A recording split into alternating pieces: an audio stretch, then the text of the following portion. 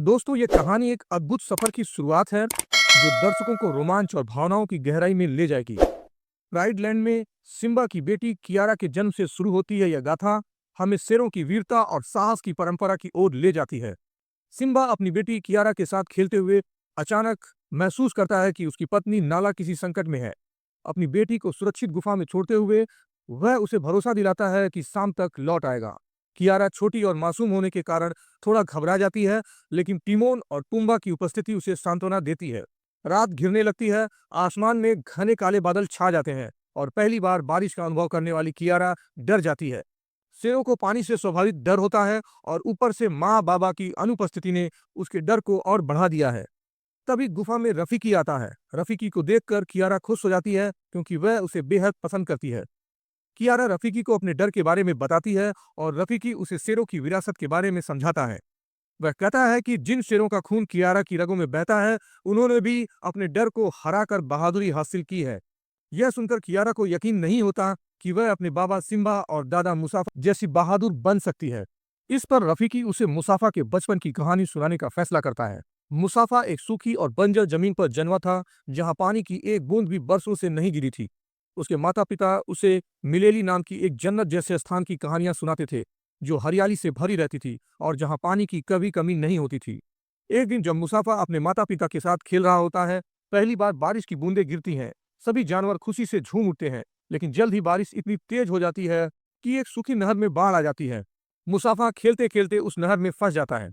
उसका पिता उसे बचाने की कोशिश करता है, लेकिन बाढ़ के तेज बहाव के कारण मुसाफा बहकर एक दूसरी शेरों की किंगडम में पहुंच जाता है।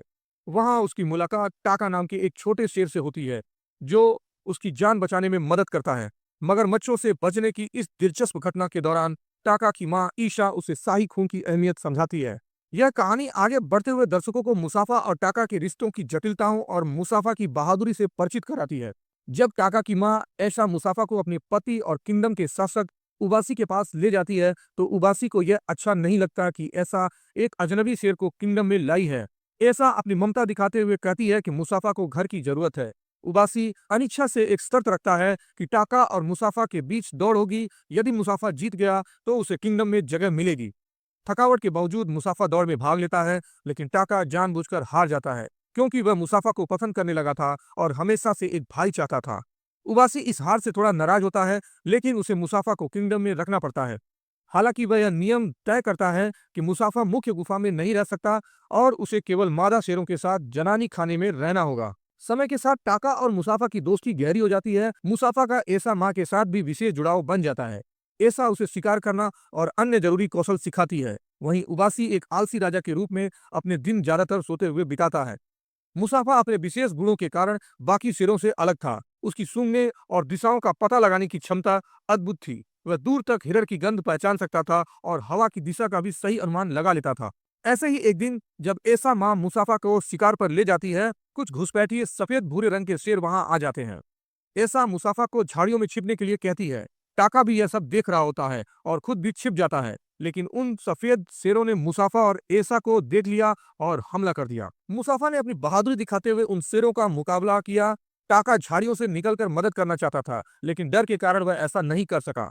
मुसाफा की वीरता के चलते ऐसा और उसकी खुद की जान बच गई। उसने सफेद शेरों में से एक को मार गिराया, जिससे बाकी शेर डरकर भाग गए। घायल ऐसा को मुसाफा सुरक्षित गुफा में ले जाता है। टाका माफी मांगता है कि वह उनकी मदद नहीं कर पाया। ऐसा उसे सांत्वना देती है और कहती है कि उसे अपनी बहादुरी दिखाने का मौका फिर मिलेगा। रात को जब तीनों उबासी के पास पहुंचते हैं, तो ऐसा उसे हमले के बारे में बताती है। वह मुफासा का शुक्रिया अदा करती है कि उसकी वजह से उसकी जान बच गई। जब मुफासा यह कहता है कि वह महसूस कर सकता है कि वे सफेद शेर बदला लेने के लिए सुबह तक वापस आएंगे, उबासी आश्चर्य से पूछता है कि वह यह कैसे कह सकता है। मुफासा कहता है कि यदि कोई शक हो तो किसी को भेजकर स्थिति का पता करवा ले। उबासी उसी समय चीका को सफेद शेरों के अड्डे पर जासूसी के लिए भेजता है। चीका वहां पहुंचकर देखता है किरोस के सैनिक वापस लौटकर सारी घटना बता रहे हैं। यह सुनकर चीका को पता चलता है कि जिस शेर को मुफासा ने मारा था वह किरोस का बेटा था। यह खबर सुनकर किरोस क्रोध में भर जाता है और बदला लेने की ठान लेता है। किरोस कहता है कि वह न केवल मुफासा को मारेगा जिसने उसके बेटे की जान ली, बल्कि उबासी के उत्तराधिकारी टाका को भी मारकर अपने शाही खून का बदला पूरा करेगा। चीका तुरंत यह खबर लेकर उबासी के पास लौटता है और सबको बताता है कि मुफासा सही कह रहा था। किरोस अपनी पूरी सेना के साथ सुबह तक हमला करेगा। यह सुनकर उबासी और ऐसा चिंतित हो जाते हैं और फैसला करते हैं कि मुफासा और टाका को अभी मलेले की ओर भेज देना चाहिए। शुरुआत में मुफासा और टाका इस बात से हिचकिचाते हैं, लेकिन आखिरकार उबासी और ऐसा की बात मानकर वहां से निकल जाते हैं। इधर सुबह होते ही किरोस अपनी सेना के साथ उबासी के किंगडम में पहुंचता है। उबासी उसे रोकने की कोशिश करता है और कहता है कि शेरों के नियमों के अनुसार किसी दूसरे राज्य पर इस तरह हमला नहीं किया जाता। लेकिन किरोस अब किसी नियम को मानने वाला नहीं था। वह अपनी पूरी सेना के साथ उबासी के किंगडम में तहलका मचा देता है और वहां मौजूद सभी शेरों को मार डालता है। दूसरी ओर मुफासा और टाका मेलेले की ओर बढ़ते जा रहे थे, सूरज की रोशनी का पीछा करते हुए। उन्हें बार बार अपनी फैमिली की चिंता हो रही थी कि किरोस ने उनके साथ क्या किया होगा। तभी अचानक जंगल में सन्नाटा छा जाता है और सभी पंछी पेड़ों से उड़ जाते हैं। मुफासा समझ जाता है कि किरोस और उसकी सेना उनका पीछा करते हुए यहाँ तक आ गई है। वे अपनी जान बचाकर भागते हैं, लेकिन उनके सामने एक झरने वाली गहरी खाई आ जाती है। टाका मुफासा से कहता है कि उन्हें कूदना पड़ेगा। मुफासा झिझकते हुए कहता है कि इतनी ऊंचाई से कूदने पर वे मर सकते हैं, लेकिन उनके पास और कोई रास्ता नहीं था। मजबूर होकर वे दोनों झरने से नीचे पानी में कूद जाते हैं और किसी तरह अपनी जान बचा लेते हैं। किरोस ऊपर से चिल्लाता है कि उन्हें ढूंढ कर निकालो। वह इन दोनों को किसी भी कीमत पर नहीं छोड़ेगा। इस घटना के बाद मुफासा और टाका अपनी यात्रा जारी रखते हैं। अब रात हो चुकी है और उन्हें महसूस होता है कि जंगल में कोई उनका पीछा कर रहा है। मुफासा ध्यान से देखता है तो पता चलता है कि वह एक शेरनी है। उसका नाम सराबी है, जो एक राजकुमारी है और जंगल में भटक गई थी। उसके साथ उसका अंगरक्षक जाजू भी था। सराबी और जाजू उनके साथ हो जाते हैं, जिससे उनका समूह और भी मजबूत हो जाता है। आगे उन्हें पेड़ दिखाई देता है जहाँ कई बंदर रहते थे। वे सभी एक बंदर पर चिल्ला रहे थे क्योंकि वह सबसे अलग था। उसके पास कुछ अद्भुत आध्यात्मिक शक्तियां थीं, जिसके कारण अक्सर चीते और तेंदुए उसके पेड़ पर शिकार करने आ जाते थे। बंदरों ने फैसला किया कि उसे उनके समूह से निकाल दिया जाए। यह बंदर, जिसे रफीकी कहा जाता था, अपने समूह से अलग होने के लिए तैयार हो गया। रात में जब मुफासा, टाका, सराबी और जादू यात्रा कर रहे होते हैं, तब उनकी कहानी में रफीकी जुड़ता है, जो उनकी टीम को और भी दिलचस्प और मजबूत बनाता है। इस तरह उनकी जर्नी अब एक नई दिशा की ओर बढ़ने लगती है। जब वे अपनी यात्रा के दौरान आगे बढ़ते हैं, तो रास्ते में उन्हें रफीकी मिलता है। रफीकी का अनोखा रूप देखकर वे सभी हैरान हो जाते हैं, क्योंकि वह दूसरे बंदरों से बहुत अलग था। वे उससे पूछते हैं कि क्या वह उन्हें बता सकता है कि मेलेले उसकी दिशा में है या नहीं।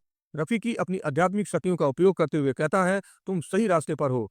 अब चूंकि रफीकी भी अपने समूह से अलग हो चुका था, उसने भी उनके साथ मेलेले की यात्रा में शामिल होने का निर्णय लेता है। जैसे कि पहले बताया गया था, मेलेले जानवरों के लिए किसी स्वर्ग से कम नहीं था। अगले दिन जब वे एक वीराने में चल रहे थे, टाका मुफासा के पास आता है और उससे बताता है कि उसे सराबी से प्यार हो गया है। वह मुफासा से कोई सुझाव मांगता है कि वह सराबी से अपने प्यार का इजहार कैसे कर सकता है। मुफासा मुस्कुराते हुए कहता है, उसे बताओ कि उसमें से फूलों की खुशबू आती है। टाका हैरानी से पूछता है, तुम्हें यह कैसे पता? मुफासा जवाब देता है, तुम्हें पता है, मेरी सुनने की शक्ति दूसरे शेरों से कहीं अधिक तेज है। टाका उत्साहित होकर सराबी के पास जाता है और उससे वही बात कहता है। सराबी इस बात से प्रभावित हो जाती है कि टाका ने उसकी खुशबू पहचान ली।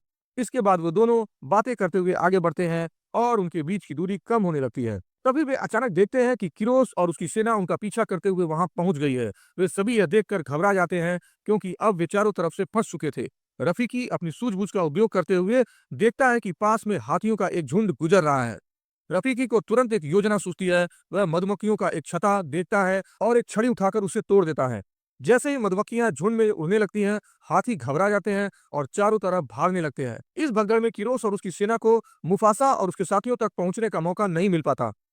लेकिन इस अफरा-तफरी में एक हाथी सराबी से टकरा जाता है, जिससे वह बेहोश हो जाती है।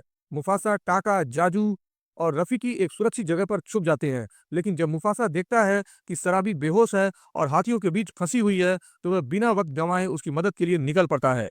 मुफासा किसी तरह अपनी बहादुरी दिखाते हुए सराबी को सुरक्षित स्थान पर ले आता है। जब माहौल शांत होता है और सराबी होश में आती है, तो वह पूछती है, मुझे किसने बचाया? मुफासा बिना झिझक जवाब देता है, टाका ने। टाका यह सुनकर हैरान रह जाता है, लेकिन भीतर से खुश भी होता है कि मुफासा ने उसका नाम लिया। सराबी टाका को शुक्रिया करती है और यह सोचने लगती है कि टाका सच में उसके लिए खास है। इसके बाद वे सभी अपनी यात्रा फिर से शुरू करते हैं। अगली सुबह होते होते वे बर्फ से ढके ऊंचे पहाड़ों के पास पहुंच जाते हैं। रफीकी अपनी आध्यात्मिक शक्तियों का उपयोग करते हुए कहता है, इन पहाड़ों के पीछे है मिलेले। सभी इस उम्मीद के साथ पहाड़ों को पार करने लगते हैं और आखिरकार वह उस स्वर्ग जैसी जगह पर पहुंच जाएंगे, जहां उनकी मुसीबतों का अंत होगा। जैसे ही मुफासा और उसका समूह बर्फीली पहाड़ों से गुजर रहा था, उन्हें महसूस हुआ कि किरोस अपनी सेना के साथ उनका पीछा करते हुए करीब पहुंच चुका है। मुफासा तुरंत समझ गया कि बर्फ में उनके पंजों के निशान किरोस को सीधा उनके पास ले जा सकते हैं। वह जादू को एक योजना बताता है, ऊंचे पहाड़ से बर्फ धकेलने की, ताकि निशान ढक जाए। जादू इस योजना को सफलतापूर्वक अंजाम देता है और यह चाल काम कर जाती है। रात के अंधेरे में जब सभी आराम कर रहे होते हैं, सराबी के मन में वह दिन ताजा हो गया जब हाथियों की भगदड़ में वह घायल हो गई थी। वह मुफासा से कहती है, सच बताओ, क्या मुझे टाका ने बचाया था या तुमने? मुफासा टाका की भावनाओं को ध्यान में रखते हुए पहले तो कहता है, हाँ, टाका ने ही तुम्हें बचाया। लेकिन सराबी के सवालों और उसके सिक्स सेंस ने साफ कर दिया कि सच्चाई कुछ और थी। आखिरकार मुफासा को मानना पड़ा कि वही था जिसने उसे बचाया था। यह सुनकर सराबी भावुक हो जाती है और दोनों एक दूसरे से अपने प्यार का इजहार करते हैं। यह सब दूर से देख रहे टाका का दिल टूट जाता है। उसे महसूस होता है कि मुफासा ने उससे उसका प्यार छीन लिया। गुस्से और आक्रोश से भरकर वह बदले की आग में जलने लगता है। रात को चुपके से टाका किरोस को ढूंढने निकल पड़ता है। जब वह किरोस से मिलता है तो उसे बताता है कि वह उसकी सेना में शामिल होना चाहता है। वह भी अब मुफासा से बदला लेना चाहता है। किरोस खुशी खुशी टाका का स्वागत करता है और उसे अगले दिन की योजना समझाता है। किरोस कहता है, तुम जहां भी जाओ वहां अपने पंजे के निशान बना देना, ताकि मैं तुम्हारे समूह तक आसानी से पहुंच सकूं। अगली सुबह टाका वापस लौटता है। जब मुफासा उससे पूछता है, तुम रात भर कहाँ थे, तो टाका झूठ बोलता है, मैं शिकार की तलाश में गया था, लेकिन कुछ नहीं मिला।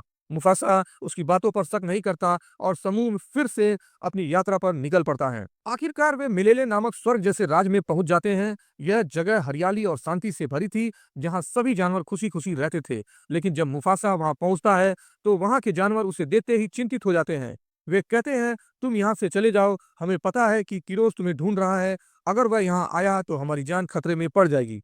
मुफासा उन्हें आश्वस्त करता है, किरोस यहाँ नहीं आ सकता, हमने पीछे कोई निशान नहीं छोड़ा है। लेकिन तभी पीछे से एक डरावनी गर्जना सुनाई देती है। मुफासा पीछे मुड़कर देखता है और सन्न रह जाता है। किरोस अपनी सेना के साथ मिलेले तक पहुंच चुका था। मुफासा के लिए यह विश्वास करना मुश्किल था कि इतनी सावधानी बरतने के बावजूद किरोस आखिरकार वहां पहुंचने में कामयाब कैसे हो गया। अब मिलेले की शांति और जानवरों की सुरक्षा दांव पर थी। मुफासा और किरोस की लड़ाई पूरे जोश और शक्ति के साथ चल रही थी। इसी दौरान किरोस ने पूरे मिलेले के सामने खुलासा किया कि वह वहां तक टाका की वजह से पहुंच पाया है, क्योंकि टाका ने रास्ते में उसके लिए पंजों के निशान छोड़ दिए थे। मुफासा को यह विश्वास करना मुश्किल हो रहा था कि उसका अपना भाई उसे धोखा दे सकता है, लेकिन सच्चाई सामने आ चुकी थी। इसके बाद किरोस और मुफासा के बीच एक भयंकर लड़ाई शुरू हो गई। वहीं बाकी जानवर किरोस की सेना से भिड़ गए अपनी जान और मिलेले की सुरक्षा के लिए। लड़ाई के दौरान मुफासा, टाका और किरोस तीनों एक गहरी खाई में गिर गए। खाई के भीतर किरोस ने मुफासा पर भारी पड़ते हुए उसे पराजित करने की कोशिश की। टाका यह सब दूर खड़ा देख रहा था, लेकिन तभी उसे अपनी माँ ऐसा की वह बात याद आई, तुम्हारे पास भी अपनी हिम्मत दिखाने का मौका आएगा। जब किरोस मुफासा पर जानलेवा वार करने वही वाला था, टाका दौड़कर बीच में आ गया। किरोस के वार से टाका के चेहरे पर गहरी चोट लग गई, जिससे उसका चेहरा हमेशा के लिए एक निशान से भर गया। इस दर्द और गुस्से के बावजूद टाका और मुफासा ने मिलकर किरोस को हराने का निर्णय लिया। दोनों भाई एक साथ मिलकर किरोस को खाई में मौजूद पानी में गिरा देते हैं। ऊपर से एक बड़ी चट्टान गिरने के कारण किरोस हमेशा के लिए खत्म हो जाता है। किरोस के अंत के बाद मुफासा मेलेले का राजा बन जाता है। उसने अपनी बहादुरी और सूझबूझ से न केवल मेलेले को बचाया, बल्कि सबके दिलों में एक सच्चे राजा की जगह बना ली थी। मुफासा को यहाँ अपनी माँ भी मिलती है, जो उसे एक छोटे बच्चे से अब एक पारंपरिक और बहादुर राजा के रूप में देखकर गर्व महसूस करती है। सारे जानवर मुफासा से कहते हैं कि वह टाका को राज्य से बेदखल कर दें, क्योंकि उसने विश्वासघात किया था। लेकिन मुफासा मना कर देता है। वह कहता है, जब तक मैं मेलेले का राजा हूँ, टाका मेरे साथ यहीं रहेगा। हालांकि आज के बाद मैं कभी भी उसका नाम अपने मुंह पर नहीं लूंगा। टाका मुफासा के इस फैसले से प्रभावित होकर खुद ही घोषणा करता है, आज से मेरा नाम टाका नहीं बल्कि स्कार है। जब भी कोई मेरा नाम ले, उसे मेरी गलती और मेरी सजा याद रहे। कहानी खत्म होते होते सुबह हो चुकी थी। कियारा ने यह सुनकर अपने भीतर हिम्मत महसूस की। अगर टाका जैसे कमजोर पल में भी सही फैसला ले सकता है, तो वह भी अपने डर का सामना कर सकती है। इसी दौरान कियारा देखती है कि सिम्बा और नाला जंगल में वापस लौट रहे हैं, लेकिन वे अकेले नहीं हैं। उनके साथ उनका नवजात शेर शावक भी है। कियारा अपने छोटे भाई को देखकर बेहद खुश हो जाती है। तो दोस्तों, आपको ये फिल्म कैसी लगी हमें कमेंट बॉक्स में जरूर बताएं और हमारे इस वीडियो को लाइक करें और शेयर करें। और हाँ, हमारे चैनल को सब्सक्राइब करना बिल्कुल ना भूलें। मिलते हैं दोस्तों किसी अन्य मूवी के एक्सप्लेनेशन में। तब तक के लिए दोस्तों, धन्यवाद, अलविदा।